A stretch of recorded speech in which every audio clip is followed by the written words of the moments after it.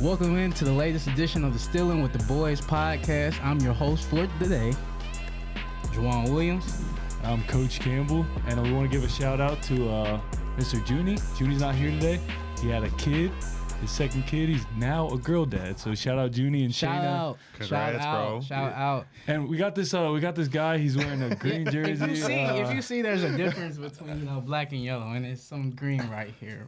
But, go ahead and introduce the guest. He can introduce himself. He's an Eagles fan. He can do his thing.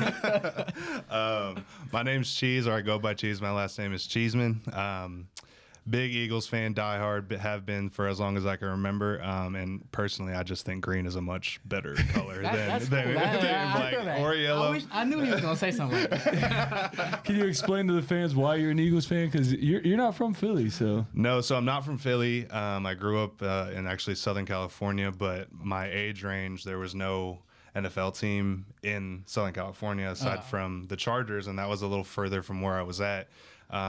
But I love football, and I love Brian Dawkins. And so growing up just watching B-Doc and those teams, fly around the field, I just kind of decided to stick with the team. I can respect that. So. I can respect that. B-Doc was a dog. He might be the second best safety all time. But second. No, he better than 43. All right. But like, share, subscribe, YouTube, TikTok, all socials. Continue to build the YouTube because we're still at 25. Trying to get to 50 by the end of the year.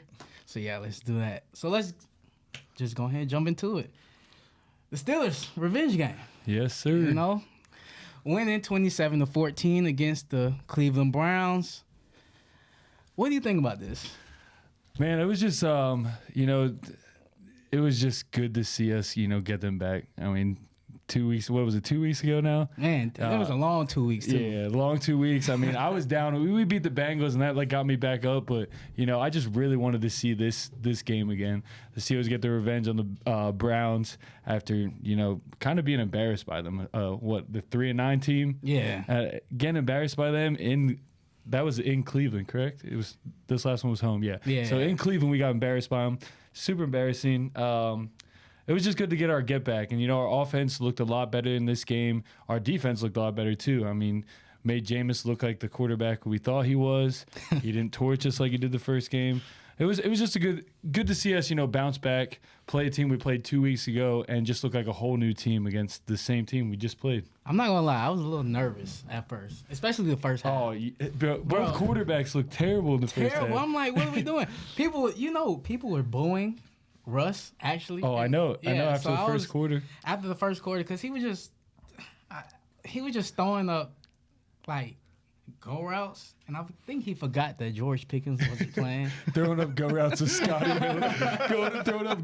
Scotty Miller, and Calvin Austin. I still don't know why we throw the ball deep to Calvin Austin on jump balls anyway. When he beats somebody over the top, go ahead. But I don't understand why Scotty Miller got more reps than Mike Williams.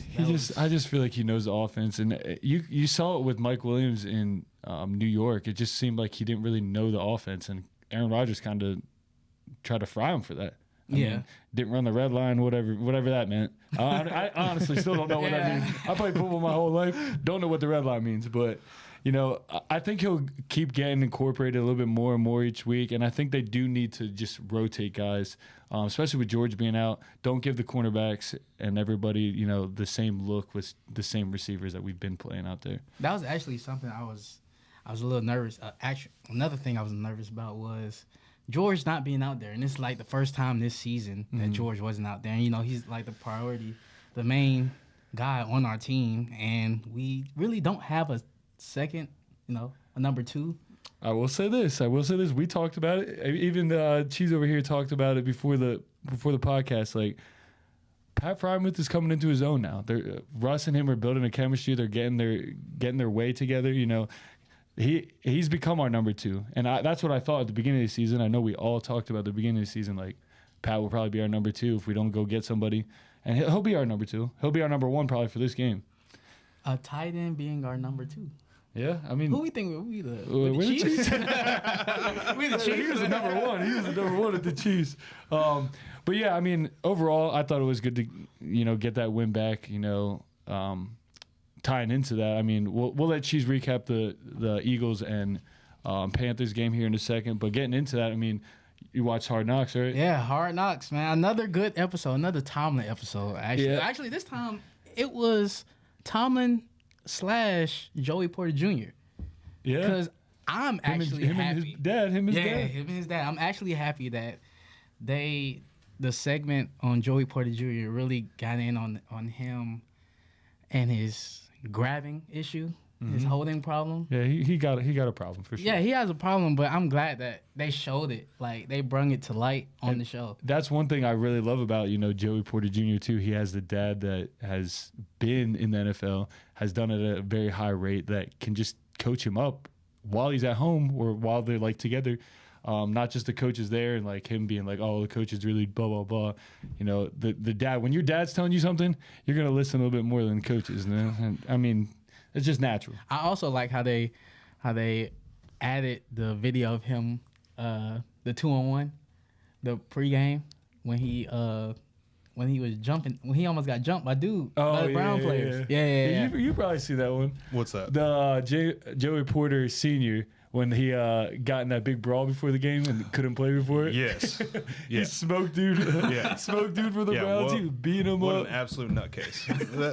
Dude, respect. And he was throwing punches. He had no helmet on. Those dudes had helmets on. He was punching through him. I was like, what are you doing? Yeah, it was on site. Like, that's that rivalry though that we talked about. One other thing, just a couple notes that I had on the Hard Knocks. One thing I didn't know is the Steelers logo actually originated from Cleveland. I don't know if anybody else knew that. That was kind of wild to see. And it's just a 2-hour bus ride. Like I didn't know it was that close. I knew it was close, but a 2-hour bus ride. Mike Tomlin also said in there, he's like, yeah, this is the only time I've ever took a bus trip in the NFL.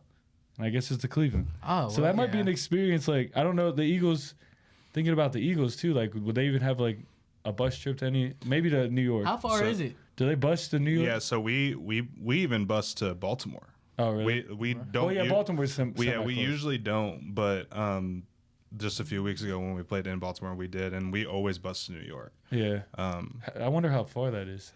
I don't know. I want to say it's only a couple hours, just like that. But yeah.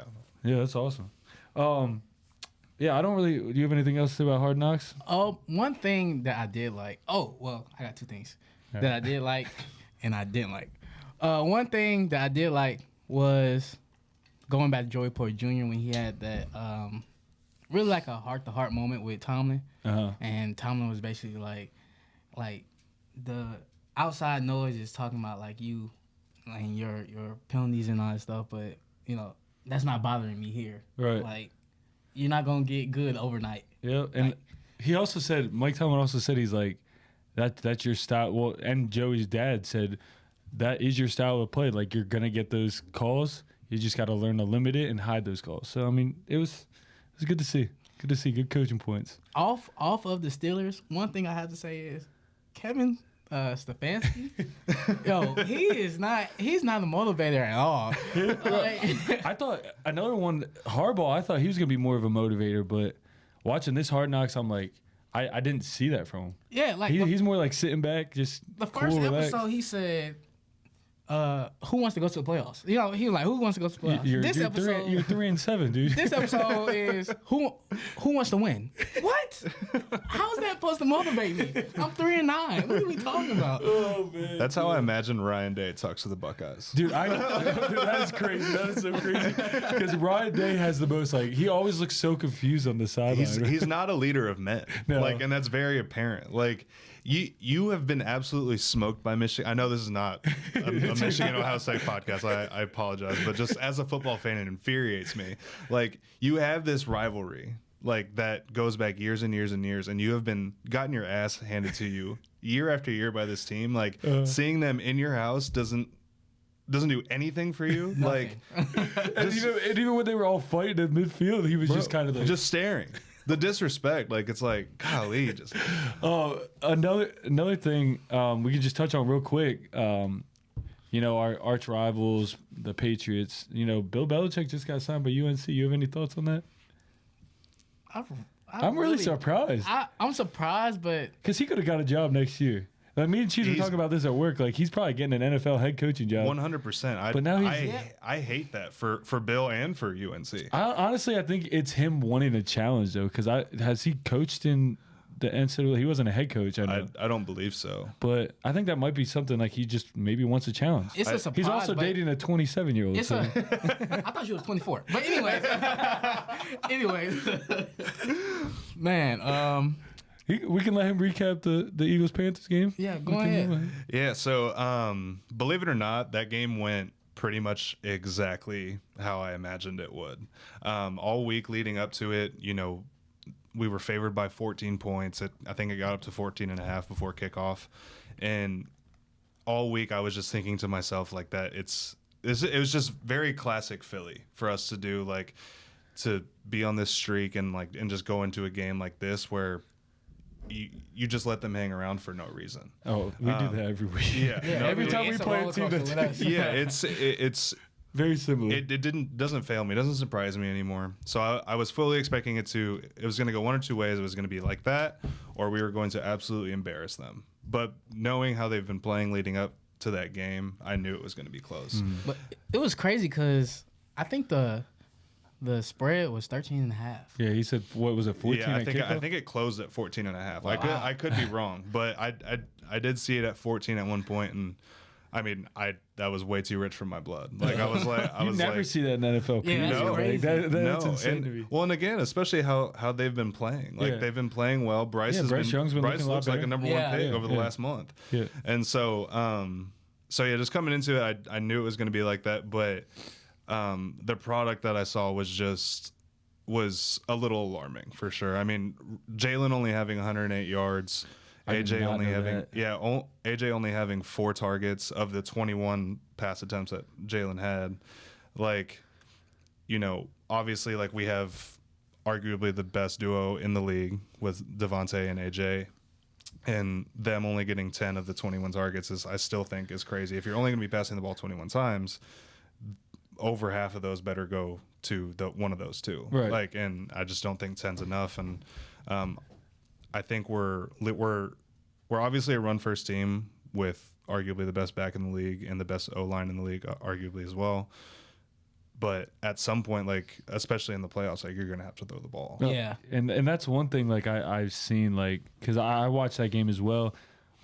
Just Jalen Hurts, his fall off after I'm not even, like, last year he had a pretty decent year, and I just feel like he just keeps, like, he has more weapons, so you would think he would keep taking a step forward, and I just feel like he's been, like, digressing in a way. Like, he hasn't really took that step forward, and he needs to take that step forward as a passer. Like, agreed. He can run, he can do all those things. We talk about Justin Fields as Steelers fans. Like, he needs to work on his passing, his touch on his passing, timing, things like that. It seems like they're kind of in the same boat as they're great runners, great improvisers, great outside the pocket. But when they're sitting in the pocket, when teams contain them to the pocket, they just kind of fold. Sometimes, I mean, I don't know, because I think you're a Justin Fields fan. Yeah, I'm a Fields fan. I'm a Fields guy, so I'm gonna back him up. I think that Fields got a better arm than Hurts. Better arm, maybe more accurate. Accurate. That's close. So I think I'd give you accurate, but Jalen Hurts is statistically one of the best deep ball throwers in the league. That's one thing I was going to say.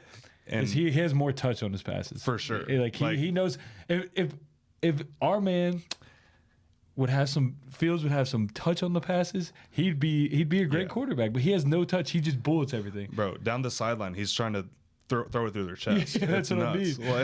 Like, he has all the arm talent in the world. Like, I'll say he probably has better arm talent for sure. But he just doesn't have, like, the touch and, like, the more consistent. Like, I feel like Hurts has been consistent in his career in a sense of, like, if he's going to miss pretty badly. But when he makes those throws, he makes some crazy throws. It is a dime. Yeah. Like, I forget what I was going to say now. But yeah, I mean, down the sideline, Jalen is one of the best in the league. Like, and there's no other way to put it. And, you're right.